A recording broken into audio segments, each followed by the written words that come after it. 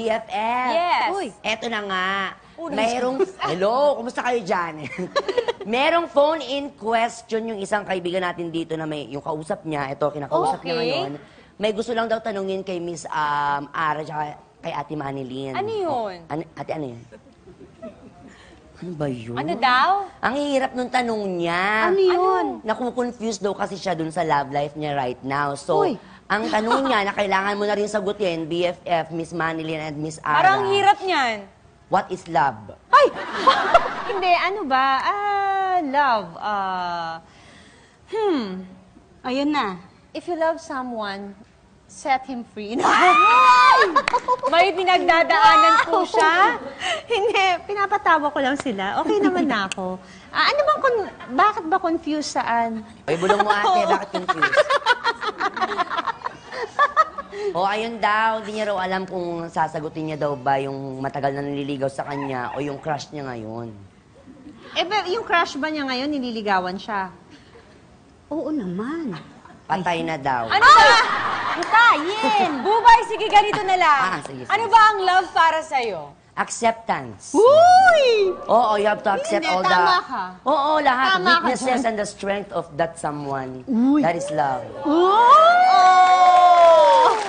Diba? Ang ganda nun. Ikaw, ano naman ang love para sa'yo, ate? May ako dun. Yung love, alam mo, kapag meron kang gustong sabihin sa kanya, pero hanggang ngayon, parang gumaganon pa rin yung throat mo, yung parang, hindi mo. In love na in love, Love to si ate. yan! Love yan! Pag hindi mo ma-explain mabuti, gusto mong sabihin, pero parang, love yan! Kaya naman nakatatlo ka talaga eh. Ikaw naman, Ara, ano ang love para sa'yo? Ay, pag-ibig. Ayan na nga ba? Hindi, ang love sa akin, love conquers all.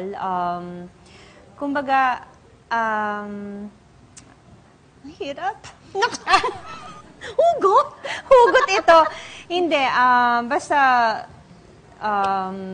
yan, love conquers all and love unconditionally. Oo, especially sa anak mo, ngayon.